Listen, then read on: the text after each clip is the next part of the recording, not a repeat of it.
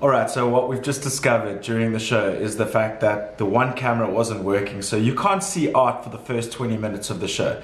But we apologize for that. For the next segment, you'll see Art in his full glory. So sorry, because I introduced him as the new co-host of the show and everything like that. What happens?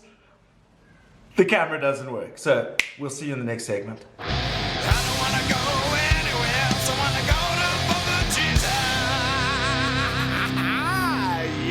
That's where we're going.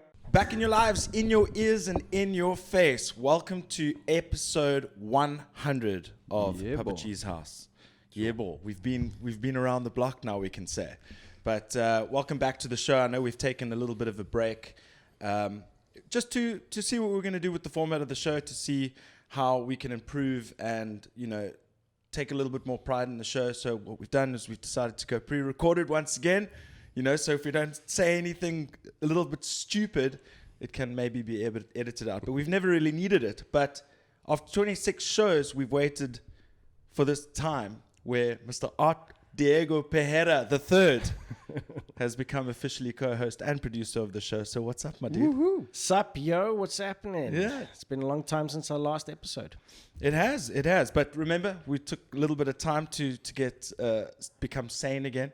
It's been an interesting time. We also waited for ourselves to get fully vaccinated to make sure that we can do this in person, because it got a bit like stale doing the remote vibes and having to use different software and shit like that to make it happen. The remote vibes, I mean, it worked, but obviously it wasn't like ideal. But we made it happen. And also, like, in that time, I was busy like moving into my new place. Yeah, it was just an interesting time for all. I mean, lots of adapting to certain circumstances and all that kind of stuff. But all I can say, it's great to be back. It's good to have you in the co-host chair, my man. Yeah, it's good to be here. Yes. But what we have today is we've got two very special guests. We've got the first ever guest on the show, Mr. Jared Ronenberg. What's up, my dude? What up, bro? First and 100th. Bro, it's been fun, eh? Yeah, bro. And you've been scattered. Yeah, come in like here and there. Yeah. And then we got the namesake. The namesake of the new beer scale that we created during lockdown, the Mike Cubic beer scale. In the hizzy.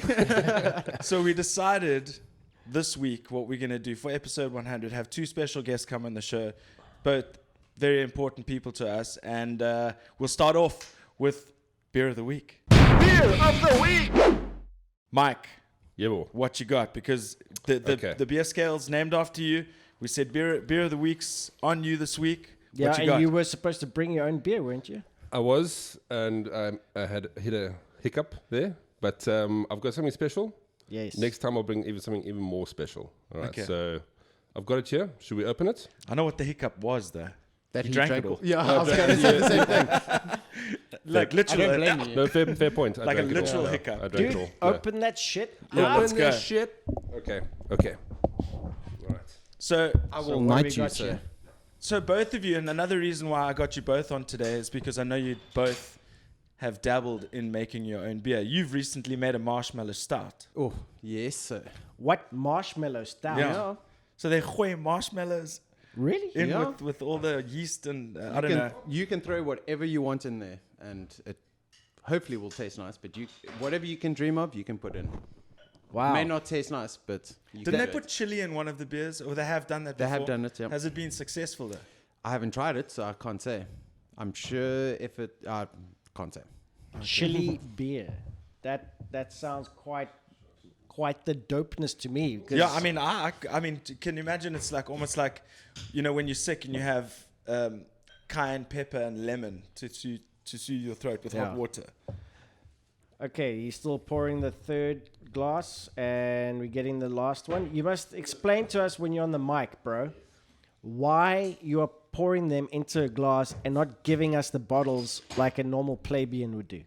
There we go. Yeah, but I mean, I know. It's an interesting one for me because when you drink it out of a glass, you drink it so much quicker. Is that the point? I No. drink it quickly no matter what. No, but yes, because you can have bigger, like more free-flowing sips. Okay, so Wait, I just want to say one thing that I forgot. what? Thank you all who have supported the show up till now we are back. We're not going anywhere. Don't forget to subscribe to Papa G's House. And Clap a like and a comment, and I've actually changed my Instagram handle to be a little bit simpler because Papa G's House just looked a bit odd from time to time. So it's now Gareth_PGH. Simple as that. We'll chuck it up on the screen. You're just trying to get rid of the Papa G, bro.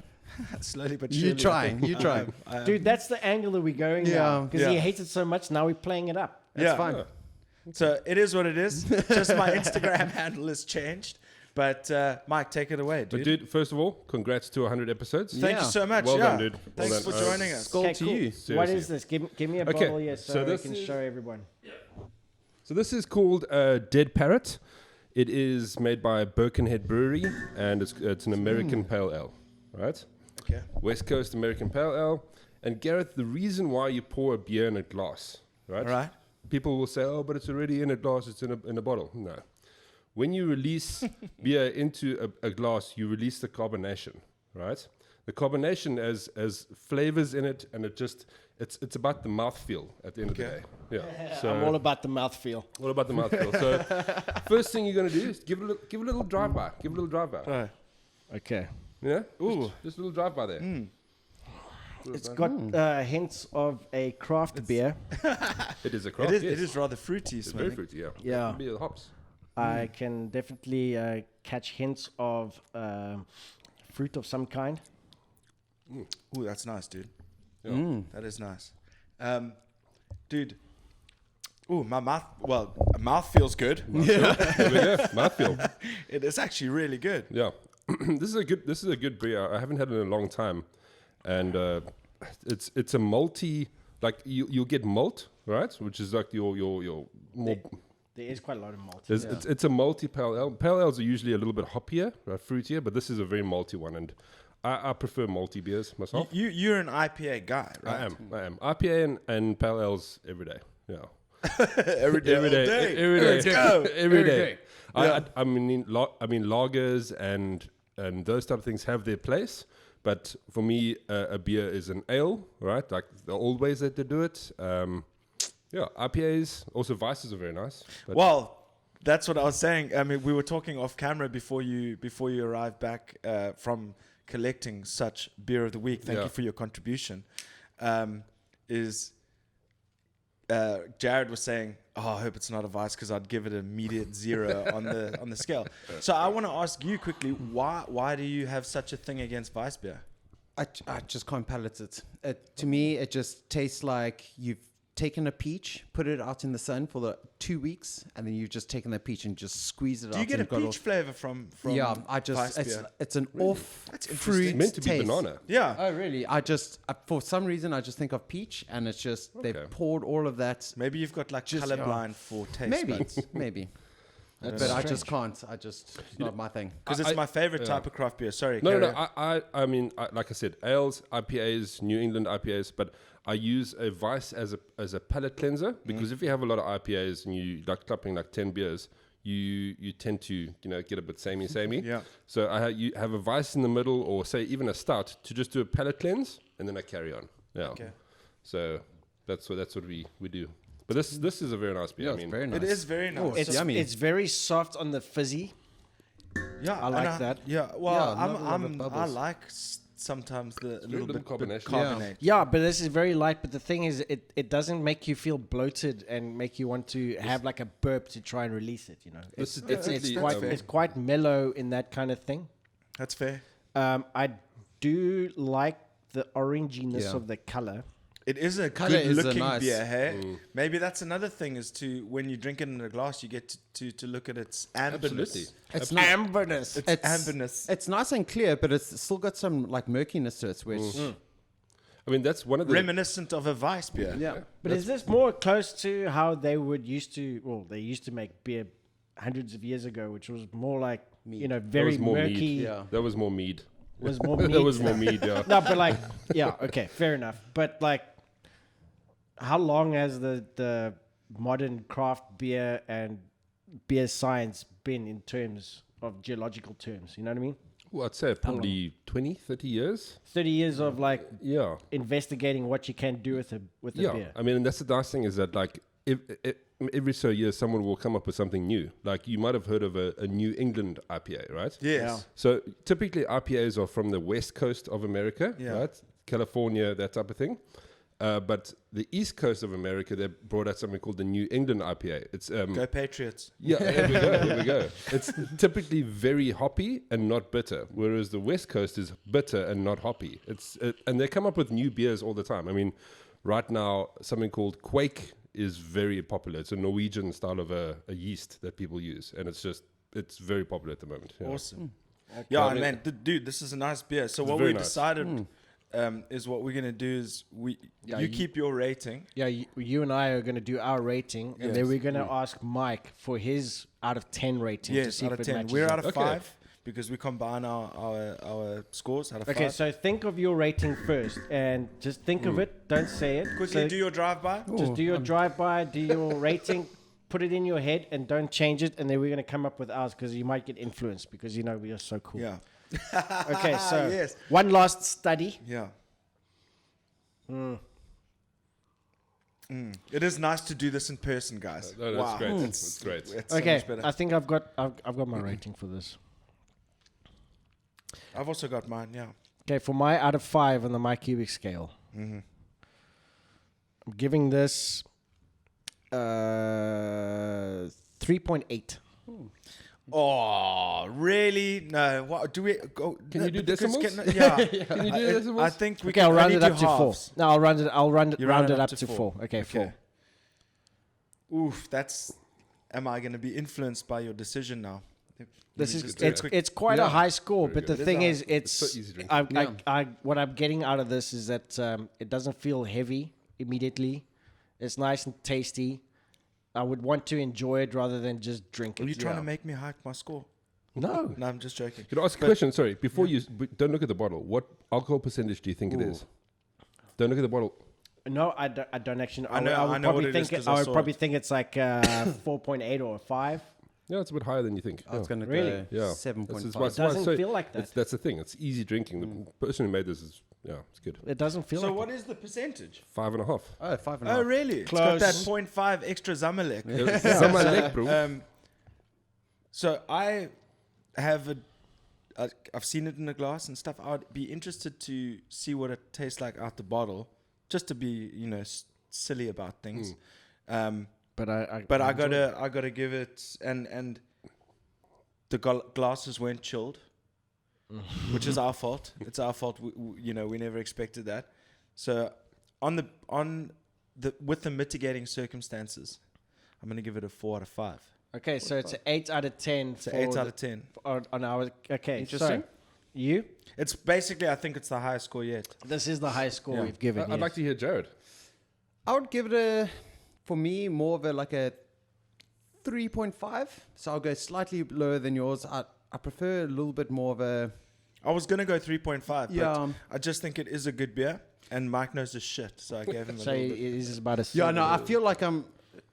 Beer taste Yeah. is relative. Yeah. So for me, I like a little bit more of a fizz. It Like just needed to be can't- colder for me, basically. Oh, really? I feel it like quite cold. No, but I like bitterly cold beers. I Oh, didn't wow, have any okay. issue with the temperature. Okay, so yours is about a 7 out of 10. Okay, Mike, you.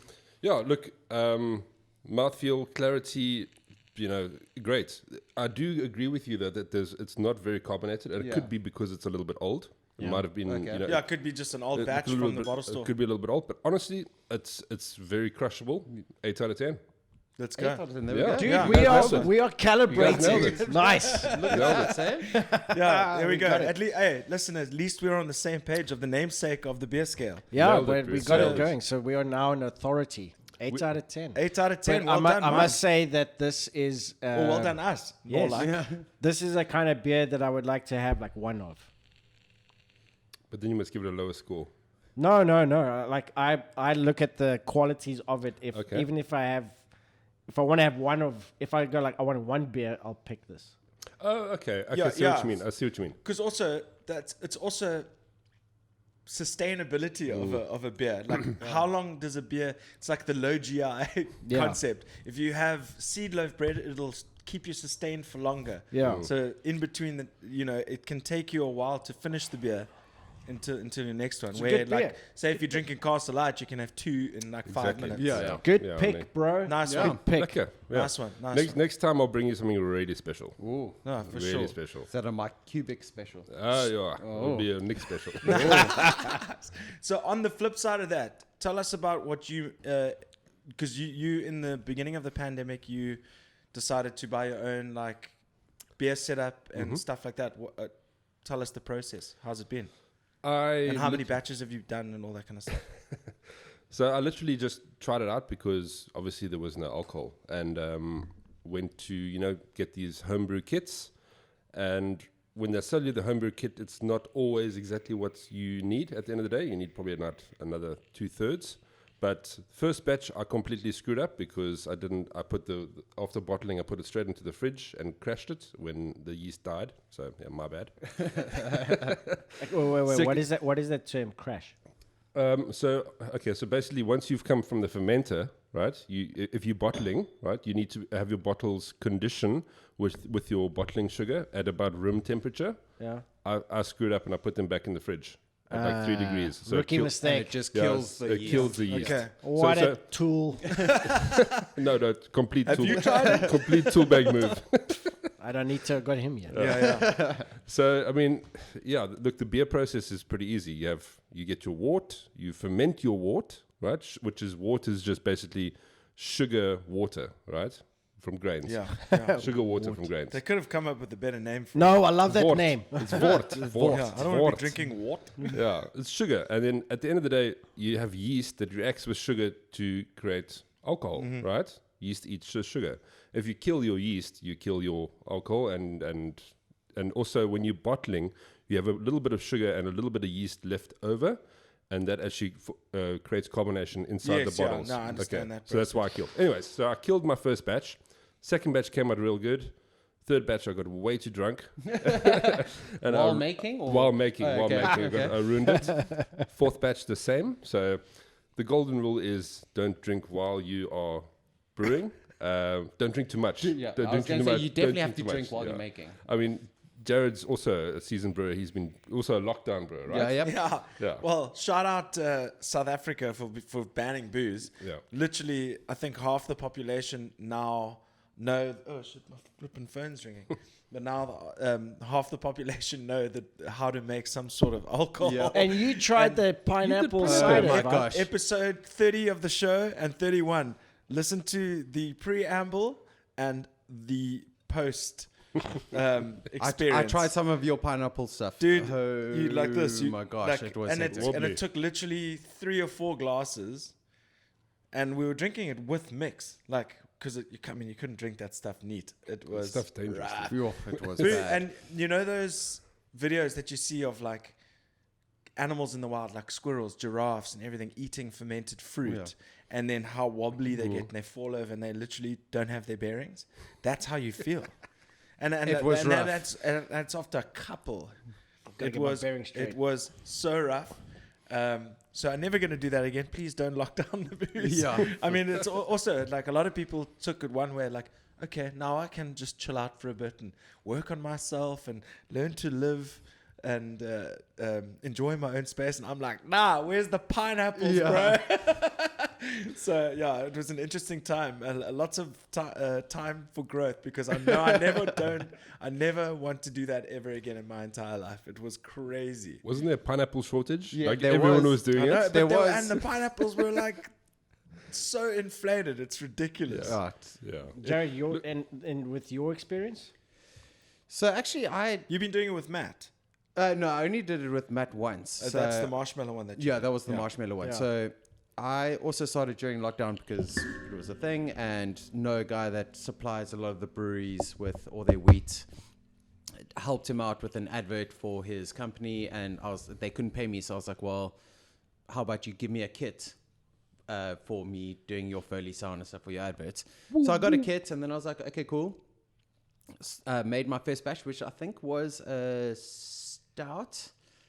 I think it was a stout, and then it turned out amazing. And then I kept like adapting it, and then I was speaking to local brewers and like getting their advice on how to like make it even better. And I didn't have any bad mishaps or anything. Everything turned out quite nice, and it's kind of escalated even better, more so, and hence the marshmallow. Where there's another brewery here called Ayrton where they've got a marshmallow stout. So I was like, well, it was amazing. So why not try it? So poured a whole bag of marshmallows in there, and it was amazing. And did you taste the marshmallow in the You start? definitely tasted it. Yeah. Is it? Yeah. But surely it must have given you like that headache that you get after drinking something with so much sugar. That's another thing. How scary is it to think how much sugar Is in goes a into fucking all this stuff? marshmallow? No, Yeah.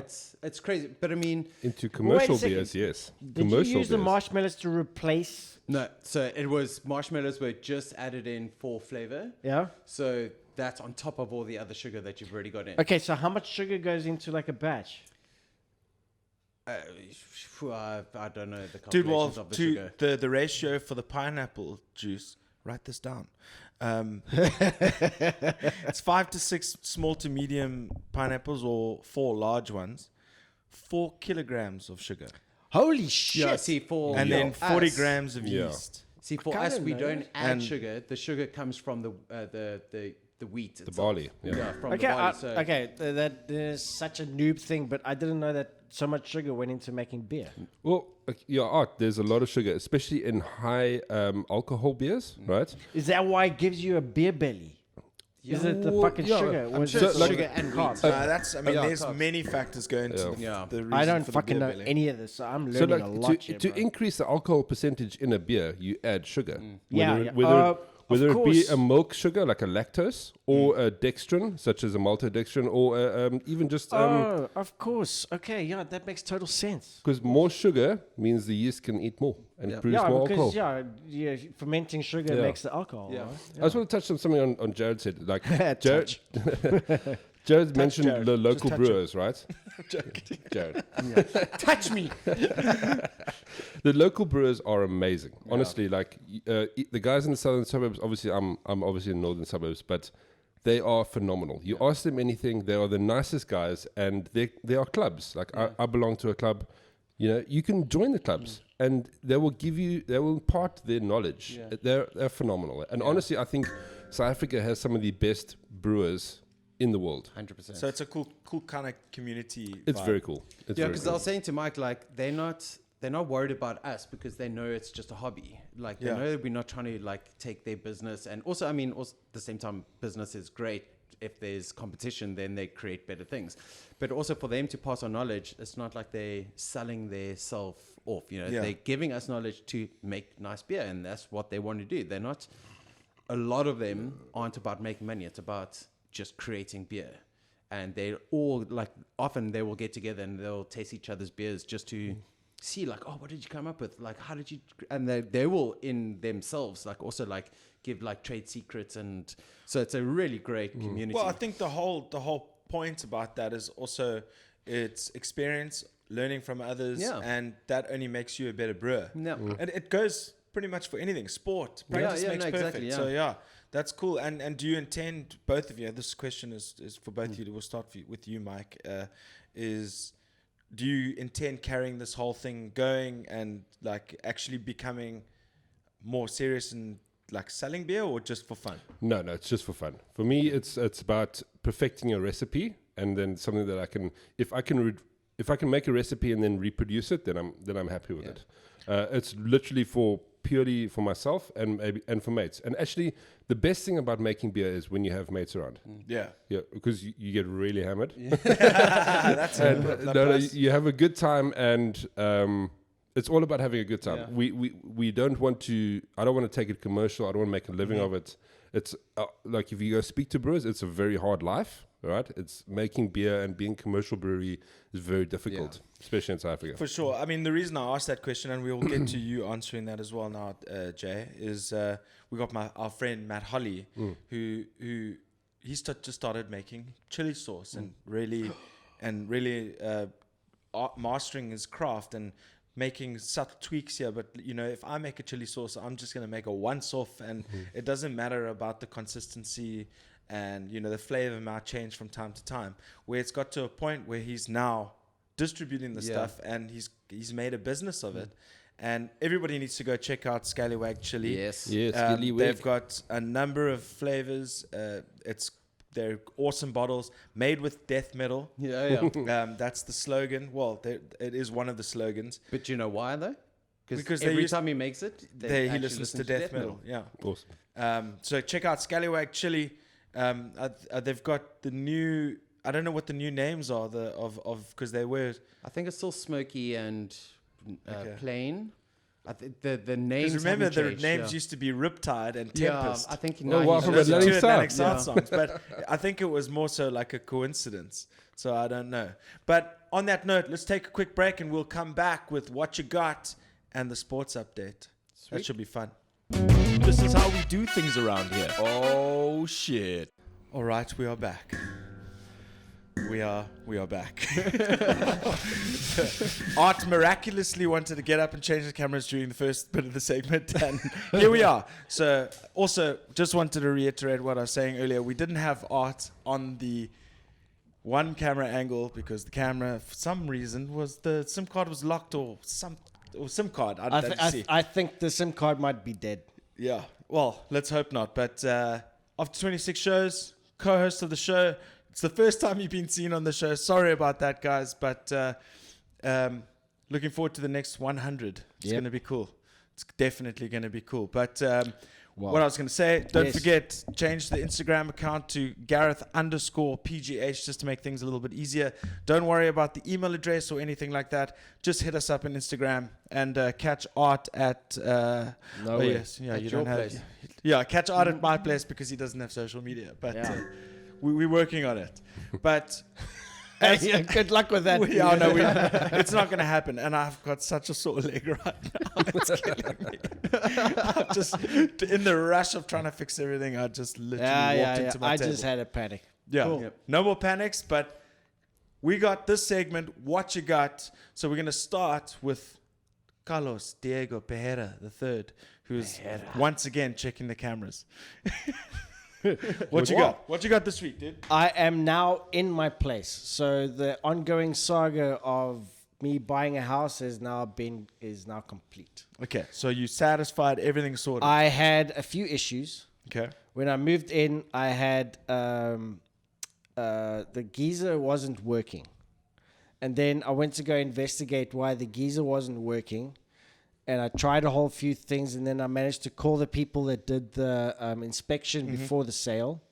And then the COC. guy, and then the guy said, "Okay, cool, I'll come there." And then he comes in and he walks into the garage and he goes like, "You've got a timer." So my geyser has a timer on there, so you can set what time it turns on automatically. I didn't know that, so the guy came out for no reason. And then I was like, "Okay, cool." So I learned that, and then I had like no water pressure all of a sardine. What turned out was the stopcock was like we turned off the stopcock to just prevent the water in there, and then we opened it, and it was like full open, but there was like no water pressure. And then I was like, shit. I tried a few things and I make sure it's open. I don't know what's going on here.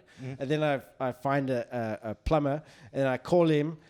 Actually, before I call him, I went like, let me go there in case he wants me to check something when I'm on the phone to him. Yeah. So then I go, wait, before I call, and I check, and then the fucking handle of the stopcock comes off.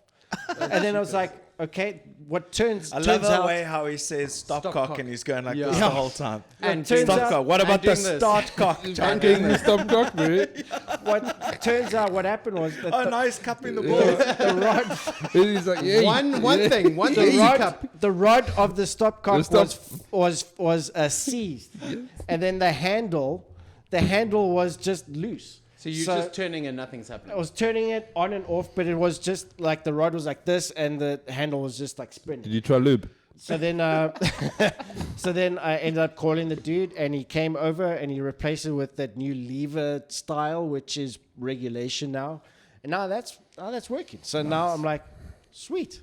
But sweet. it's like the little things that you learn when you get jumped thrown in like a deep end, like you don't know how the shit works. And I didn't know there was a timer. Now I do. Yeah. And then that stopcock issue. The stopcock issue was like the whole time I thought it was open, but the handle was not. It was just loose. Ladies and gentlemen, I just want to let you know this is why I brought him on as co-host. It's the best. It feels ever. like an outrageous moment. Yeah. Oh, outrageous still to come. But Outrageous. that's interesting. Let me actually, with regards to the whole switching and on and off of the geyser, I've never understood that. Look, I've been through this whole rigmarole as well from November to March this year with getting the kitchen done and getting the and the floors redone. Jeez, it's been a hell of a process to even have us all four sitting here together. Yeah. But I want to direct that at you, Mr. Solar Power. Yeah, boy. So, do you know anything? Does anybody know anything about the difference? Does it save energy to switch a geyser off and on again? No. There we go. I thought so. Because End of conversation. Because you need to use the same amount of energy to heat up the water that became cold. That's exactly but what I thought. But that's the thing. What I've got is I've got a main switch by the geyser that I just turn on and off. So I turn But it still the turns same. off the thing, Still, right? But- still the same process of switching it off. Your water Yeah. is cold, yeah, right? but the thing is, it's like when you leave it on during the day, it heats it up and then it maintains the heat. Yep. So what I do is I turn it on for like a half an hour during the day, and I turn it off, and I got hot water for quite a long time. You got to think of it like a kettle, right? Yeah. So a kettle uses a lot of energy, like 2 kilowatts, to get it up to heat. Anytime a geyser does that, you can go to your meter and your meter's Yeah, blinking, exactly. right? Yeah. So look, I'm not. Honestly, my other side, the other side of electrical renewable energy. But if we can solve the geyser issue in the world, we wouldn't have energy problems. Really? It's that simple. Amazing. Oh, wow. Hot water and heating is the most inefficient way of actually using energy. Wow. Yeah, Crazy. but you said you got solar power now. You have a solar geyser now. Is that what you No, that's even worse. Okay. Oh, wow. Is it? But solar so? solar panels to power your geyser during the day, right? And storing that energy, that's the best way to go. Yeah. So solar geyser is not actually solar; it's solar thermal, right? So Yeah. it heats water through Oh, concentric okay. So it's not pipes. storing in Yeah. a battery It's power not- and it's not a pho- maintaining the heat. No, it's just- not a photovoltaic. It's not electrical. It's actually just heating water through a tube. Yeah. Because I remember having this conversation with you, geez, even almost a year ago, where you said, no, switching off your geyser is actually wasting and you're using more electricity. yeah. But yet people still say, when I've brought this up, they go, no, when I look at my electricity bill at the end of the month of doing that, they're actually saving electricity. Who looks at their electricity bill at the end of the month? I don't. am now. Yeah, well, some people. Well, I have- mean, listen, some I don't people get a have bill. to, I okay? use a box. I've got Yeah. a box. Yeah, so I just actually don't have recharge it. electricity bill. I Yeah. just look at the amount of units. And Yeah, how but many that- you buy per rand, basically. Yeah, but that's what I'm saying. It's like they will still see that when they switch it off, apparently, because we don't do this, but when they switch it off and they actually regulate the time that the geezer's on, they're using less electricity. So they actually don't have to do it more. But you got to look at why a geyser actually switches on and off. Yeah. So anytime when you extract water from your geyser, right? Whether it's on the tap or the bathroom or anything, cold water goes into your geyser, right? It has to switch on to heat up that cold water that Yeah. just came in to get it to temperature. Anytime you use anything on your taps, it comes from your geyser. Yeah. So I mean, geysers are the biggest problem. Yeah. It's called ever. a balanced system, which I've got. Yeah. Sure. And that stopcock by my geyser, which feeds the geyser, Stopcock. also feeds the rest of the water. Stopcock. Stop, Because of that, I had water pressure, but then once the water in the pipes lessened, the water started dripping. Look, it's a very archaic way of actually heating water, but Yeah. we're getting super technical. Dude, when I was in Iceland, they had the best thing. Everything Gas. was geothermic. yeah, All geothermal the or gas, pipes, bro. the pipes would go in the ground, and then that's how you Yeah, get well, the that's hot what water. happens when you live in a country that has geothermic. Yeah, that heating was and amazing. stuff, so- It does smell sulfury. though. I have no cotton picking idea what the fuck you guys are talking about right So now. natural heating in the earth, water that you Okay. get from the earth. All There right, we go. all right. Yeah, dude, in Iceland it was like that. I had a shower when I was in Iceland, and it had like a sulfury smell. Oh, wow. Okay. Yeah. That's crazy. Look, gas heaters, anyways, are way better. Yeah. Yeah, dude, they had that in London. When you turn on the hot water, you just hear like Yeah. the fire go on, and then it's just then you Yeah, turn those it- old school heaters are like, I mean, I went to a friend's house the other day and I just went to go take a pee and then there's this little flame in front of me. I'm like, is this thing going to fucking explode in my face? I don't know what's going to happen. It's like a But bomb. what you got this week? What have I got? I've got Spiritbox soaring Wage war crashing. Yep. Oh, I'm sorry to say, controversy. Hashtag controversy. Controversy. I mean, look, the guys who follow new things, Spiritbox, are just like on this huge wave at She the was in moment. I Wrestled the Bear once, right? Yes, Courtney LaPlante. yes, she was, yeah. Yeah. And I mean, they released a couple singles last year, and they've just been on this upward trajectory, right? Yeah. And their new album for me is a masterpiece, right? The guitar writing and everything. But for Wage War, who I've been such a huge fan of, their new album for me is wow. It's really bad. Is it? It seems sometimes some bands can feel quite regurgitated. Yeah. And that's what I got from the first couple of, what was the three, or what was the one single, Trees, or something to that effect. I was like, what? It just sounded, and they're going more towards the like synth sound. Like there's absolutely. so much backing. Yeah. And the recording quality was just trash on the drums. Really? I don't know. Like if you go listen to Blueprints, their first albums, it's pure class. Yeah. But I And find now- a lot of it going that way. Like a lot of guys are going synth heavy. Lots of guys are their recordings become more saturated, and there's so much going on. Yeah. It's in such a terms of pity. dynamics and stuff. It's a real pity. Yeah. I mean, it's kind of. I mean, we saw it first in the metal community with "Bring Me the Horizon," like going very poppy and stuff, and people loved it, or some people loved it. I was enjoyed a purist of. I enjoyed the "Bring Me the Horizon" from their early stages. So for me, I hated it, and then from then, there's like been a lot of bands following this. Like Architects also kind of have started doing that thing. At the same time, you also go, well, they need to make money. So, and that's going to make them more, I mean, I was listening to 5FM and they were playing Bring Me the Horizon on 5FM. And all they the were in the purists would top say charts. that's I a go, sellout. Yeah, exactly. But I go, 5FM. that's great Yeah, for, bro. oh, sorry, not 5FM, KFM. They were being KFM. played. Yeah. That's even KFM. that's Yeah, even Jeez. worse. but it's Not like, okay. No offense. I'm just joking. but like as musicians or people that love music, you go, oh, that's a sellout. But as the people playing the music, they must love it. Hopefully, they're not just doing it just to make money. I'm sure they're doing it because they enjoy that kind of style of music, but they are doing it to make money, and they are making more money because of their switch of sound. Sure. So we hate it as people that love the bands that have changed, but they're still doing it for the love of music. So, I mean, can we really... What's the name of Hate that them. Spiritbox album? Eternal Blue. Where they're Nice, from? let's check it out. Canada. Yeah. Good old Canadian. Canada. Yeah. Dude, What you talking lots about, of stuff is coming out of Canada. I mean, these Oaks, the Nalk boys have been killing it. They've even come out with their new salsa, Happy Dad, in America, and they're one of the top like YouTubers in the world. Just you must. I mean, it's very. It's a little bit younger than my age group, but it is still fun to watch because it makes me reminisce of the days where I was young and mischievous and all that kind of stuff, doing silly shit. It's a It's new almost like age a modern of Jackass. Yes, Yeah. exactly. It's like a modern day Jackass. They do lots of pranks and stuff like that, but some of the pranks get a little bit risque. And Prank videos. you're not a big fan of prank videos. Nah, is that on it's all- Outrageous? Just Just write it down. Now we got a new Write it down. outrageous. So I've got one more band. Go for it. One more band that I've really heavy invested in is Currents.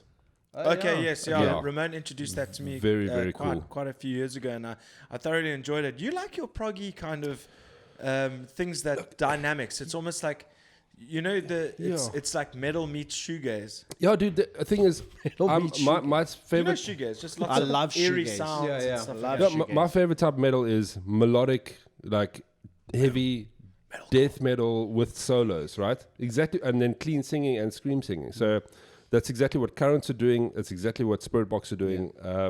It really talks, right up my alley. Yeah.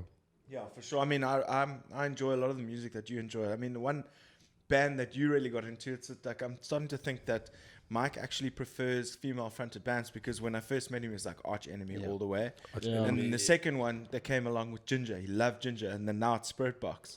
So you have affinity for female-fronted bands. If you didn't even know it, I've Well, just he's a pointed male, that out. so why Yeah, is that's that a wrong? very good. It's an interesting observation. Yeah, Yeah. but it's true. I mean, look, I love male fronted bands, of course, but I like the dynamic The ones that a that female you singer enjoy the brings. most are all female There's fronted. a different dynamic there for me, and I think all those female-fronted bands are those front women are extremely good in what they do. Absolutely. And there's also not like, Well, they're Hello, putting the you men got- to shame right now, eh? They are definitely. but you got arch enemy, So Anyway, say who was quickly, say Airbnb. Airbnb. Okay, Yes, you got nailed it. But you got Angela Gusso, who was the original Yes, vocalist for yes. Arch Enemy, who is gorgeous. You've got Tatiana, who's the vocalist for Ginger, who's gorgeous. And you've got, I actually don't know her name from Spiritbox, but she's Courtney also LeBlanc. pretty good looking. Courtney. Yeah, so I mean, like, it also, I mean, It's not males about are- looks Look for at me, this Carla. It's chauvinistic- not I'm just about saying, looks. yeah, Yeah. I'm not saying, Carla? Not about What? looks for me, Carla. It's about talent. It does help though. It does help though. No, not for you. It's about I talent. don't think it helps at all. I think it's No. just pure talent that helps. Okay, another think one. it helps. Another one is they did a collab with Spiritbox as well. Damn it! What is that song? Chicky brings up that he's like, Yeah, this other one is Contraband. what Sorry, is it called? Make Them Suffer. Contraband. Make Them come on. Suffer. Great, and that's Yeah. also got a female singer in it. Yeah. Myself and Jared have been huge. He Yeah. introduced me to Make Them Suffer. How to Survive a Funeral. Yeah. It's my album of 2020. 100%. It's some great bands out nowadays. Oh my Oh, so god! we're losing, Wow. we're losing producer. We're So losing on producer. that note, I don't know how long we've been going, but naturally with these Yeah, things. but we still need to. But we're having a good time. Yeah, yeah, yeah. So, yeah, I'm Up to you, having a bud. good time. No, but so next for you, what you got? So I think I need to pick Art Brain because as of yesterday, we just put in an offer on a house as well, which is shit scary and not a fun experience, but also exciting at the same time. So I was picking Art Brain a little bit earlier before we came on. Just go, please just help us. What's the process like? So yeah, it's exciting, but Yeah. hectic at the same time. No, I mean, listen, we were at a bachelor party yesterday, and Jared and his wife were sitting at my desk going through papers. Yeah. Because it has to happen at a split second, otherwise you miss your opportunity. The thing that drove me the most nuts is that they need handwritten Yeah. forms. They don't accept digital signing. And my printer was stuffed, so every time I had to go and send something, I had to go out, print it, come back, write the thing, and then take photos of it with like a scanner app, and then post it. And then I did that, and then they made an error in the form, and I had to do it again.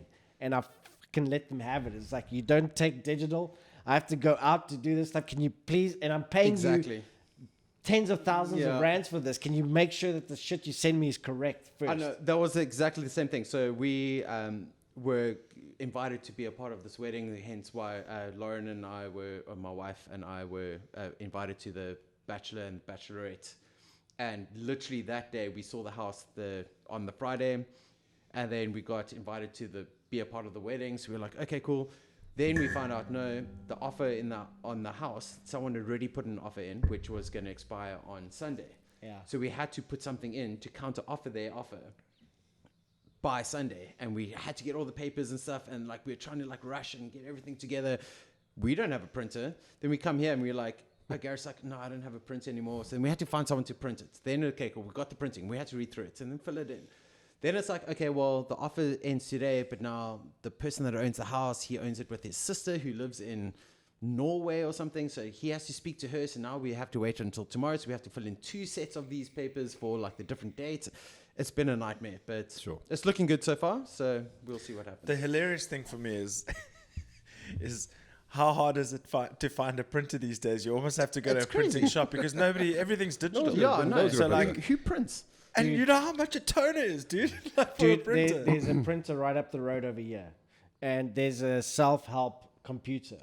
I went there the first time, and I said, like, let's just plug your thing in there, and then they showed me how to do it, and then I had to come back to redo the thing. And then I walk in, they immediately open the gate and go over there. So I'm like, and I send it to the printer, and they go like, how many pages? 4. And then it's like, there, $5, and then leave. Can I say what's still scary? Okay, so I work in the schooling thing, and people still ask for fax numbers.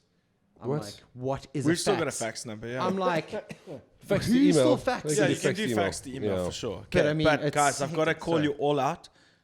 This is boring as fuck. Okay, quickly on printers, right? Yeah. Have you ever- printers, yes, Let's I love end, it. let's end that on that. Have you ever seen the video on YouTube where the guy hacks the guy's Wi-Fi printer across the road? No. And he makes the printer, and the guy makes the guy think that the printer's talking to him. You got to watch it. It's like hacking a wireless printer. 'cause Oh you my get the- gosh, that is it's- amazing. That's really funny. That's funny. That So is we're funny. boring Papa Yeah. G now. Though, No, so. Jesus, come on, man, guys. I mean, we're going to talk about deeds of sale and Or bloody. like- Dude, we're getting We're old, getting bro. old, This is bro. what we This speak is- about, okay? Dude, yeah. Buying Like- houses and... All I can say is that when it goes past the office stage and then it's in the hands of the lawyers, they just send you loads of emails and they say, just sign this. And then they tell you, you need to pay this bill now. And then you need to do this. And the transfer is happening. So the stress comes with putting the offer in.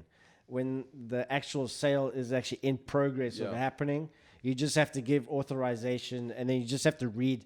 But otherwise, they do everything. That's why you pay like 40 Yeah. grand or 80 grand. I mean, for I'm these glad people. that, I know Yeah. we're paying for something, so it's Yeah. great that there's a process. So but it still I thought it was sucks. going to be a lot more stressful than it was. But like, honestly, it wasn't that hectic. It was just the waiting period because of the offer. They accept the offer.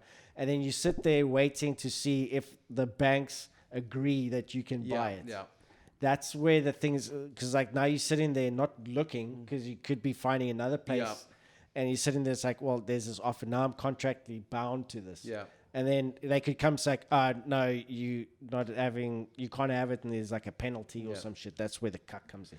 But once that happens they just tell you, do this, Cool. do that. Yep. And then you do it. And then they go, cool, you can come pick up the keys tomorrow. And then it's like, you've got the keys. And then all of a sudden it's like, okay, Yeah, I've got a new now I house. must Yeah. move. Yeah.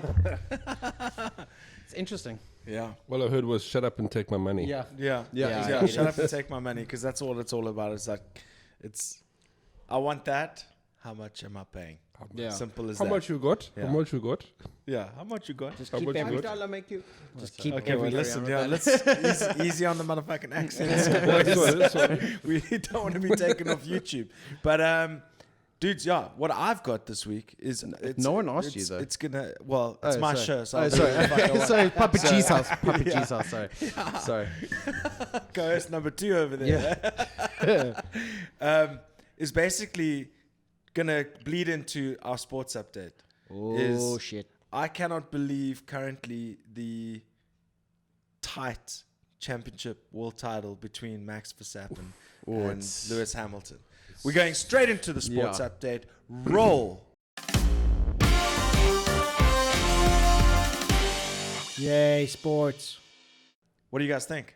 Let's start with you, Art. Sorry, Yeah. because we've been following this closely. Dude, this is in the last, I would say, 6 years. This is probably the most like tense and exciting season so far because it's been going between Verstappen and Lewis leading the championship by like 4 or 5 less times than they've 10 swapped. points either way. It was like Verstappen was leading and then Lewis was leading by 2 points, and then Verstappen was leading by like 5, and then there's 8, and it's just going back and forth. Now and we're at it's- 4 points. and it's 6. and now there's 6. like Red Bull's like, we've done some engine upgrades, and then Mercedes, remember at Silverstone, like Toto Wolff said, like, we got some upgrades that will put us back on top, and then Yeah. they were faster than everyone, and I was like, why isn't anybody questioning what upgrades they brought in there? Because everyone is controlling what they're spending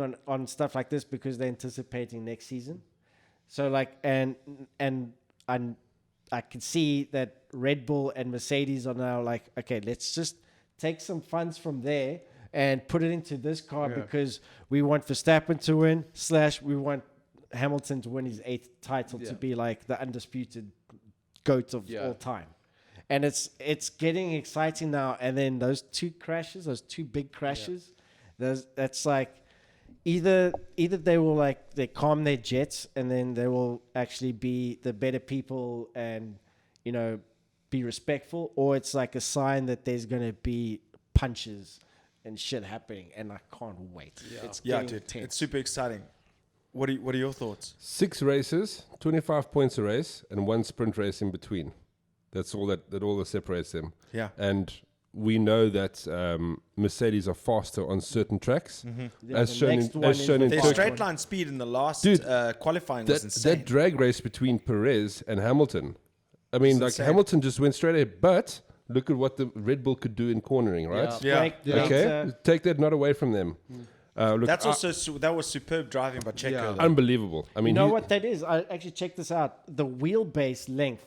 This is getting technical now. The wheelbase of the Red Bull is shorter than the Mercedes, which means that the Red Bull's got more agility around the corners, but has less straight line speed. The Mercedes wheelbase is longer, so that they can go faster, but their stability around the corner, they have to put a lot more effort in there. See, but this is what I love about the sport, which, I mean, I only started getting into it purely because of Drive to Survive. If it wasn't for Drive to Survive, which now... It definitely a lot of rekindled my flame. It's, I mean, I kind of... I mean, it's racing, so you understand, okay, whoever comes first. But you don't understand the complexity between how intense of every little decision that they make per, like, round that they do, you know? And so because of that, I've only just started getting into it. And seeing all that... No, I just lost my train of thought. What were you saying now? The wheelbase. Oh, wheelbase. Yeah. And like how like some cars are faster and some cars aren't, and it depends on the track as well. Like some tracks are purely speed based. Yeah. Some are it's like you cannot go fast. It's strategy. Yeah. They've got and to it's- work according to a strategy, so they tune the Yep. cars but per circuit. Yeah, but per course, it's like they know that Mercedes won't necessarily win that track because they are the fast racers. But now that one's based off handling around corners, which they're not as good as, let's say, Red Bull. So it's like each course is like completely different, and they have to like strategize per thing, and it's amazing that's to what I was see. saying. Yeah. 6 races, right? You can literally break it down one apiece, right? Mercedes, Red Bull, Mercedes, Red Bull, Mercedes, Red Bull. Yeah.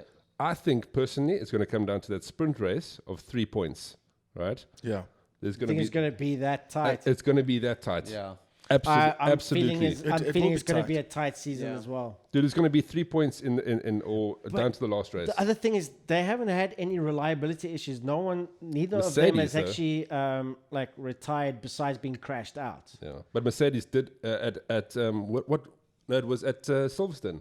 He had engine failure. They Yeah. didn't call it engine failure, but he did. Yeah, but he still finished. And they're saying that Lewis might take another grid penalty because Yeah, of the because he Mercedes. needs like what, a fourth engine or something. He's fourth just power taken his 4th engine Yeah. at Turkey. and they need to He give him might take another one. So you might have to start from the back again. What do you think of the new format going into 2022 with the cars all designed pretty much the same?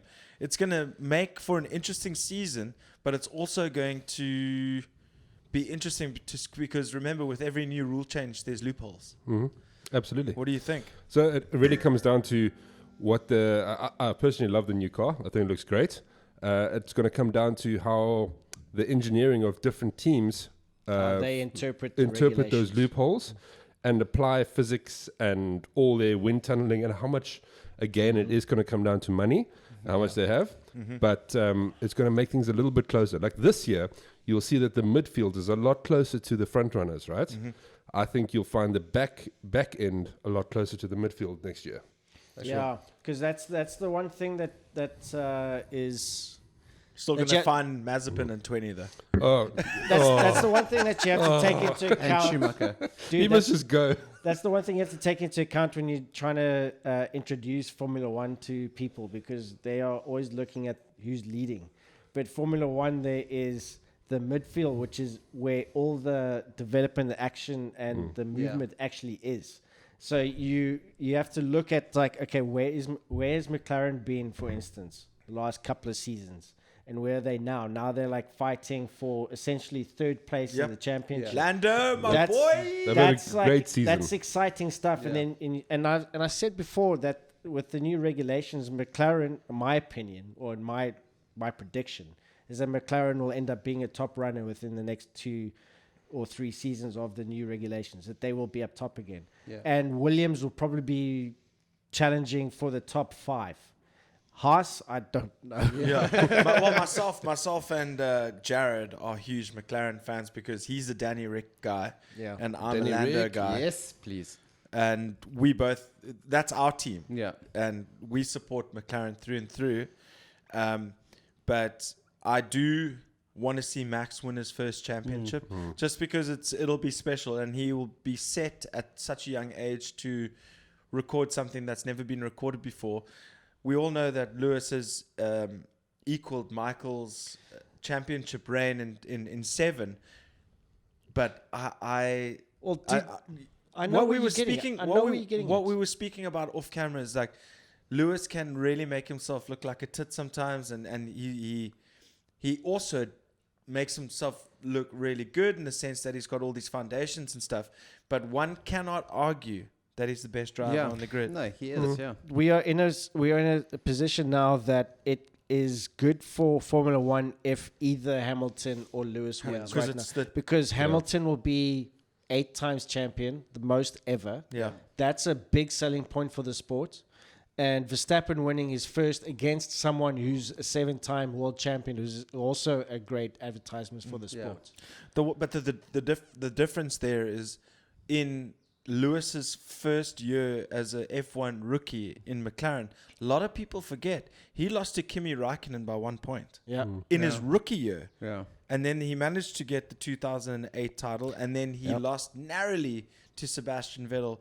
So he could be, a lot further down the line. He's also a totally different driver to when he started. Yeah. Yes, But yes. it's not saying that he was like average. He was still amazing in his first season. Yeah. Look, But he also had a competitive car in his first season. But- What yeah. if Russell was in his position? Yeah. Well, he's going to be Personally, I don't want Lewis to break Schumacher's record. Schumacher's record for me should stand, and obviously it's Lewis's record as well. I think Verstappen should win, but if you had to put all drivers in the fastest car on the grid, I think actually Alonso has still got it, hey? Alonso He's is good. Alonso With is Alonso is good, but I've been rating Russell. George Russell, no, he's good as well, eh? It's going to be very interesting year. having Lewis and a young blood, because Lewis has always partnered with Nico Rosberg, who won the championship 2016. He partnered with Alonso early on with McLaren. That was very sour very quickly, moved on. The thing is, also, a lot of people are saying that once Lewis's reign at Mercedes is going to be, obviously we know that he's going to be there until 2023. I think he's going to be there till he retires. Yeah. A lot of people are saying they want to see him, chances arm, at a Ferrari, which everybody does. And remember, Michael, all the Alonso tried to get a championship Ferrari with Ferrari. Sebastian, all of those, because it's the most traditional team in F1. It's the hardest team to win with. That's the Exactly. problem. They have shown some poor form, but I really like Charles Leclerc and I really like Carlos Sainz, and I think they make a great team. They're both young bloods, so let's see what they do in the future. Yeah. But anything Austin Grand Prix coming up, we got to move on to some UFC at some point. There's one. How about How about we do predictions for Austin Grand Prix? Well, dude, Austin, that's Mercedes ground. It's going to Yeah. be Mercedes 1-2. Yeah. Jeez, 1-2. off the bat. Cheapers. He, It will 5 be. years in a row, eh? He's done Yeah. it 5 years in a row. It's gonna be a Mercedes showdown. I'm telling you now. But the one thing I actually wanted to ask you: did you watch the Schumacher documentary on Yes, Netflix? it was brilliant. I don't think it was. Really? I think they did him a disservice because they tried so hard to make him look like they They showed made his him come personal across as very controversial as they well. showed his personal side as like the person he was, but they really struggled to show him over how good of a person he was on the racetrack. He actually came out to look like more of an asshole. And there was one thing that took him. competitive spirit, though. That's good what they were point. trying to get. Yeah, across, but there though. was one thing that I took huge umbrage towards is that they implied With the Jacques that Villeneuve incident. no, they didn't even touch on that. He They're talking tried about to the Mick bash Hackner one. Villeneuve off the track and he crashed But himself they did out. touch on it. They showed it, but they didn't say anything else about it. They didn't go deep. But the thing that They didn't I go took deep. umbrage was with the most, which is like, I think soured the whole thing for me, is that they basically insinuated that the reason why Senna died is because he was under pressure from Schumacher. And that was fucking bullshit. Cheapers. Well, I didn't. That ca- yeah, I didn't saw catch that, I was like, what are you fucking very good talking point, about? That I was so pissed off. And then when they got to that point where they just showed like him bumping off Villeneuve, and then they said like he bumped him off, but they didn't really say that if Villeneuve won that race, he would have won the championship. And they didn't talk about I that. need to watch this That again. was such an aggressive move that he tried to be in front to prevent him from winning, that he did that drastic move and he crashed himself out. They totally glossed over that shit. They painted him actually to be worse than he actually is. And I was like, that is not a good documentary at all. That is so funny because for me, as someone that's only, literally 2 months or 3 months, just got into it, I saw the documentary of like the story of his life, and like I saw it as like a very positive thing, and like it was a great documentary and I loved it. I didn't take all those little like nuances this is what they're saying about this. My and dad doesn't even want to watch it because he's still it so sad about the whole situation. But now that you mention it, I thought he was going on I thought you were going on another route that, obviously context. You got to understand the context. Yeah. Maybe people interpret things differently. That's the thing. Yeah, everybody interprets it in their own way. That it's the way you interpret it. I never got that. They did not make any interpretation movements. They literally said in the thing that Senna was under pressure from Schumacher But on he was. Imola. I mean, in terms of points, he was. He was not under pressure from him. He was still putting in the laps. Okay.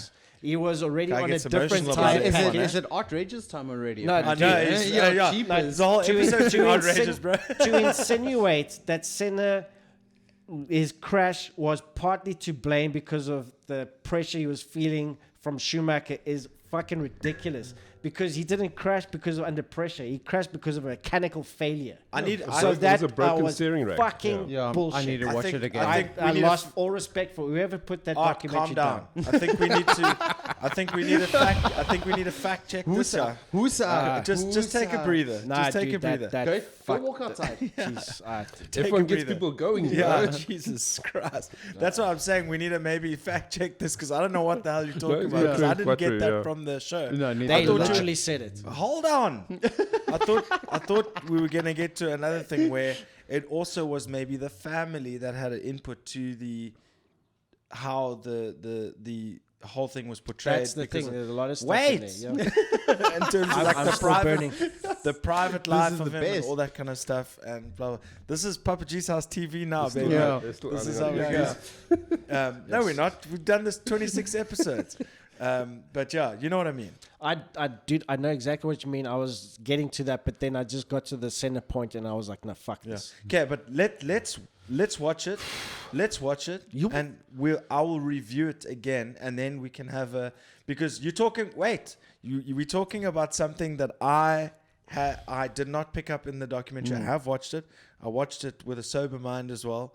Not saying that you didn't, obviously, but I need to watch it again, and then we can come back on the show and we can recap that exact segment, and I'll give you my context on it. Because I don't actually have an argument for you. I'm just listening to what you're saying, and I don't know There's no argument. If I perceive it in the same way. They literally said he was under pressure from Schumacher, See this who was guy, he behind takes him. sentences. He's like, that's what they meant. That's what they said. They literally said that. Okay. And it you was got a point. Schumacher was Senna was not under pressure from Schumacher in a race. Senna doesn't work on a race. He works on the bigger picture. He will go into a track knowing if I'm not fast this track, I've got to be fast the next track. Okay. And I'll be aggressive and I'll do what I need to do. To insinuate that one of the reasons why his car crashed and he fucking died is because Schumacher was pressurizing him in the race. a fucking farce. Okay. I take such umbrage as fuck that. Okay. Okay, I'm done now. Woosah. Ooh, okay. So another thing that we're Yeah. going to move on to some other sports right now because I think it's warranted. Before But, someone blows a exactly. gasket. He's going to fucking blow a gasket shortly. Hey, you need a stress less, brother. I'm sorry, dude. I'm sorry, but that no, really I understand. upset I me. mean, because Senna's your favorite driver of all time, right? Senna has always been a hero of mine. For sure. Not to labor the fact of Senna, but the one thing I watched I watched a YouTube video the other day of his what was his throttle technique, Yeah. Oh, really? And people just can't understand. They can't understand how that actually worked to make him faster. Yeah, because like everyone would like either hold the throttle around the corner and To then make it a pressure smooth transition He instead would of going be like flat or flat or flat or flat or flat. Really? Yeah. I haven't seen that. I'd love to see Yeah, that. check. actually. I'll send you the link. But on that note, we've spent a lot of time on Formula One. What Yes. I wanted to just say on Whatchagot this year, this week is, I know you guys don't follow basketball. I just want to say, the Chicago Bulls. Remember the Chicago Bulls back in the day? Jordan. They were Jordan. Okay, obviously they don't have Jordan. You're wearing But, the wrong shirt, huh? Yeah. Oh, my friend Duncan's not gonna like this. Shout out Duncan. I'm not wearing this just to spite you.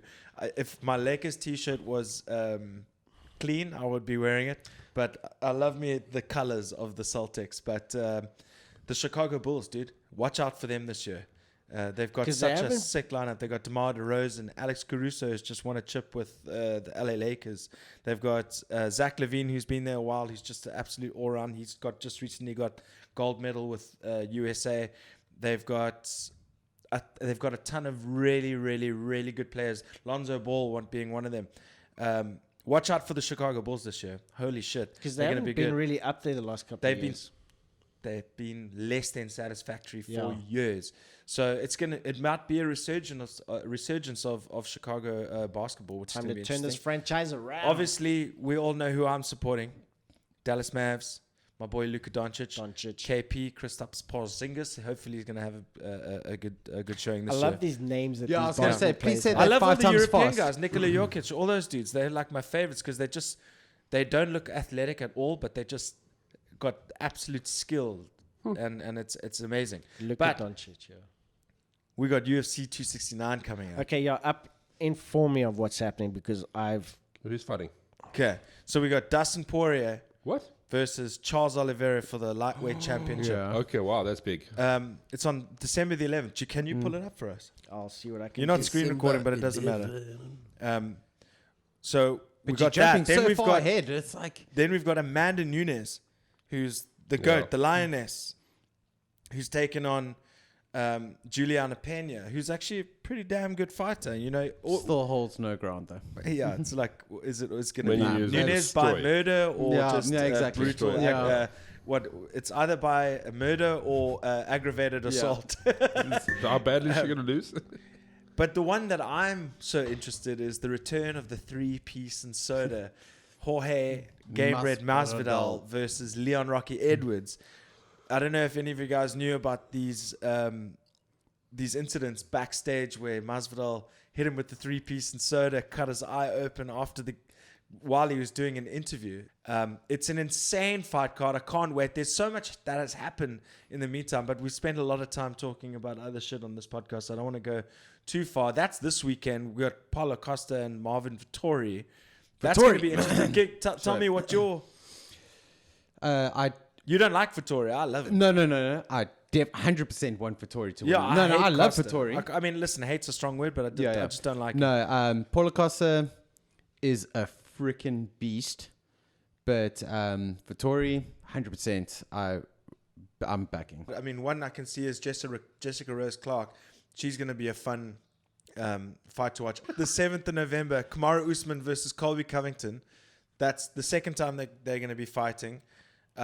Colby lost in the 5th round. Remember, he broke his jaw. Yeah. That was a brutal fight. It was Yeah, it insane. was. What do you Insane. think? I mean, do you follow it much? Look, I don't follow UFC much, but I do follow the main things. Like, Devin, as well. He's big into this, and yeah, I like the main fights. I think, but that one that you were talking about, Dustin Poirier versus Oliveira. that is a great one because I think Poirier should be the champion. Yeah. Absolutely. I mean, listen, he went for the red panty night with Conor McGregor the He third went for time. the- That's the only reason of course. That's the Yeah. only reason he didn't take that fight. And- But we got Kamaru Usman versus Colby Covington, Rose Namajunas Yes, please. versus Weili Zhang too. But Isn't you know that a what? replay? Isn't that Yeah. It's a replay? rematch. It's But a you know what rematch. the thing is? I don't understand it because she was knocked out in the first Yeah. the 45 seconds. knocked out with a head kick, a lead head kick of all things. But the one Chandler. I am looking forward to the Gaethje versus most. flipping Chandler, bro. 100%. Gaethje Chandler. They don't call him the highlight for nothing. And That's you a- got that's a- Iron Mike Chandler. Dude, this is a great fight night. Dude, Yeah. it is insane. Absolutely. But I want to know between Usman and Chandler. Covington. Covington, sorry. Who are you calling? Usman. Okay, cool. Yeah, but listen, Colby's good. Colby's good, but you're a Colby fan though? I like Colby. Yes, I mean More a so lot of than people. Usman, A lot of though, people aren't don't you? like him because of his antics, but, But you more so than Usman though, aren't you? no, Usman's just a dominant champion. I'm just going on okay. skill. Okay. I Yeah, so prefer would I. Colby to Yeah. Kamaru because he's just more Yeah, entertaining. yeah, yeah. Go and watch Hot Ones. Which ones of these are going to be fought mostly on the mat? Well, that's the thing. Not many of No, them. none Because of, these all guys of those are are all- stand up. Well, no. Chandler is a little bit of a grappler. Tut. Tight. Tut. Shush. Oh, Kamaru Usman, Colby Compton are both D1 wrestlers. yeah. Division 1 in Yeah. America. Rose Namajunas is a BJJ black belt. Weili Zhang, I think she's also pretty solid on the ground. Justin Gaethje is a striker, but he's also a D1 wrestler. Yeah. Michael Chandler is also a wrestler. Frankie Edgar's a wrestler. Marlon Vera is a striker. So and Frankie Edgar, that's going to be a tough showing because Marlon Vera just literally dispatched of. Well, it wasn't a dispatching, but it was a very clinical decision. He beat him outright, 30-27, no problem. That's going to be a super interesting card. What's this on November 7th, right? Yeah. And then the recent fights that have just been announced. Oh, and we've got Holloway versus Yair Rodriguez the week later. So it's lots to look forward to. December 11th, I mean, that's going to be a massive card. Dustin Poirier versus Charles DuBronx Oliveira. It's going to be amazing. Sure. Yeah. So, but even though that you were saying that they are like D1 and all that, but most of their fights are going to be on the feet though. Yes, I got not- what you were saying. I got what you were It's saying. not- But you said none it's of them not were just gonna wrestlers, be- and that's what got yeah. It's not just going to be this ground game of just fighting and rolling over each other. It's like on the feet, on the ground, on the feet, which is like a great fight to watch. So they're mostly like got high stamina. 100%. yeah. That should be quite interesting to watch then. All right. And Chandler is a flipping new up and coming beast. Oh, up and coming. Yeah. Beast. Yeah. On that note, gents, Formula One out the way, UFC out the way, basketball out the way. Not much rugby happening at the moment, other than the Stormers playing in some. I don't like the times that the games are on and all that kind of stuff. So we're not going to cover that today because it's been a good episode talking about beer, getting passionate about Ayrton Senna. I mean, but I like your passion about it. And don't be mistaken. I do appreciate the fact that you are defending his honor in the terms of the context. I'm gonna watch that again and find it out. But it's time, ladies and gentlemen, Oh yeah. for outrageous. This is Outrageous! God damn, I hate it. Number 2, apparently. Yeah, outrageous number 3 or 4 today. Okay, so I need you guys to give me a Well, number. I've got a number. Okay, what is it? 44. 44. Why? Why do you think that? Simple one. Lewis Hamilton. There we go. Okay. 44. Diesel fuel. Oh, don't get into an argument with What- Mike what about this. diesels, bro? Because he's got, See, he's They got They that come here with diesel- your diesels? Should I sit back here now? Okay, No, wait. just- Yeah, I'm also. No, the thing is, I am not a diesel fan. I never have been and never will be. So you've never for the like talk in your context- life. Yeah. For the context of daily commuting, the one thing What are you that talking about? Diesel fan belt? What? yeah, diesel clothing.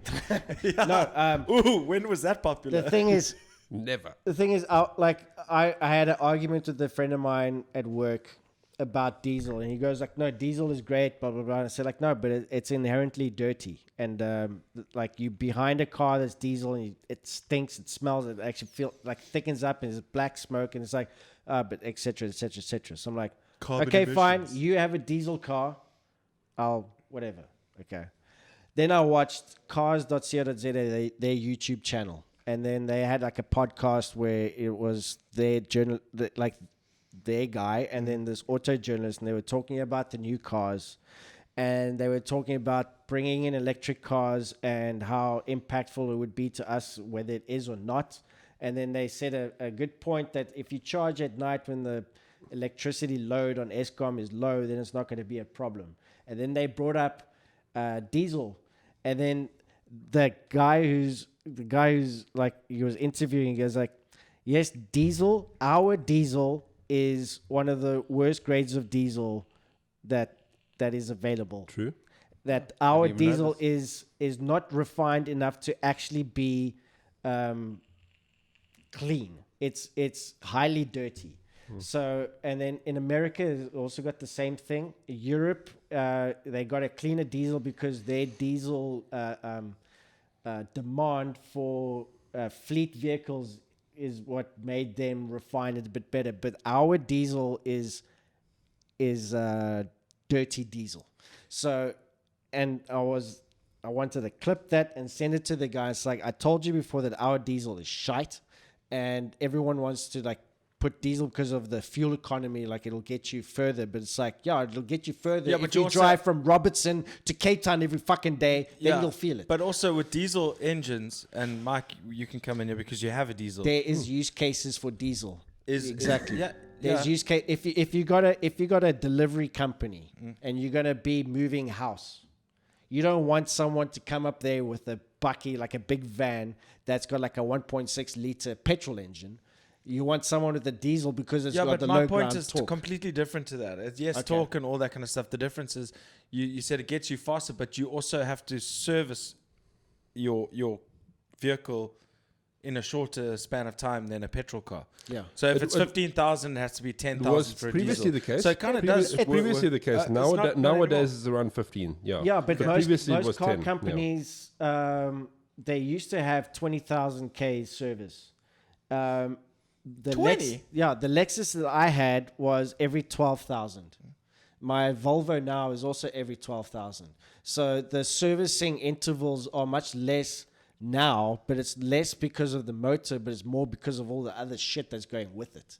There's your cats, there's your electronic stuff, there's your lights, and blah blah blah blah blah blah. That's all that. So for me, so I don't know much about the whole petrol thing, but you say our diesel. But we don't make our own diesels. We still like get it from. No, we refine it. We do. do we? Yeah, Okay, we so do. I But didn't know we that. don't process it to be clean enough because our regulations is not the European regulations. Okay. Which is like, if you're gonna have diesel, it must be at this quality and must have this amount of particles per million or something. We don't have that Yeah. yet. So I they actually just didn't know produce it. we produce our own diesel. Yeah. So the fumes coming from a diesel car is Well, it's bad. even So worse. basically, this one's carry on. It's even worse from my car since I've removed my DPF Yes. and my cat. My car's called a coal roller.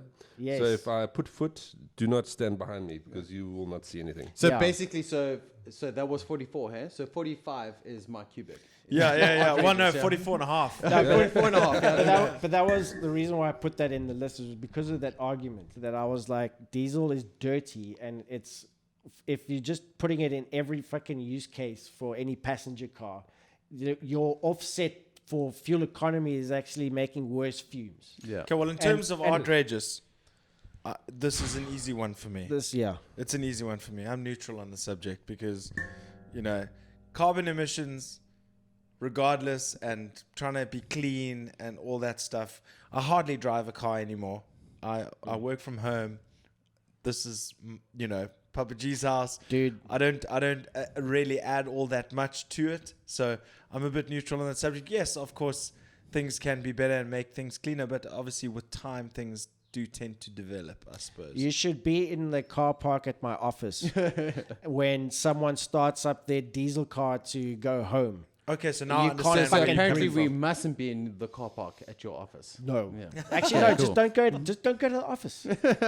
Just don't go. But yeah, I've never been a fan of diesel for like a passenger car.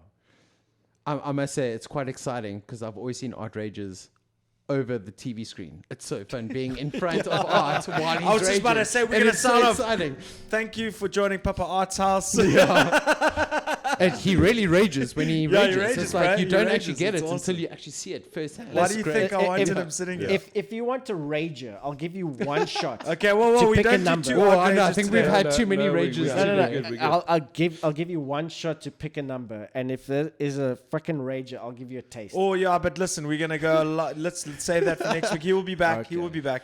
Hopefully. Obviously, Hopefully he'll be we've back. got to keep things a little bit tidy today. So it's been a good show. It's been a long show. It's been great to have you guys here. Well, thank you Dude, so much, bro. Episode 100 to 100, episode bro. 100. Dude, thank you, dude. Props to you, my friend. Thank Thank you. you so much for bringing the Parrot IPA. It was a delicious beer. Yeah. Tops Sky. Yeah. it tops the my cubic scale for now. Yes, it I think that's number one on the list. We've talked about so much: Formula One, UFC, bands. Thank you for introducing us to Spiritbox. We'll check it out. Everybody else, check out Spiritbox. Check out Wage War as well because you might like it.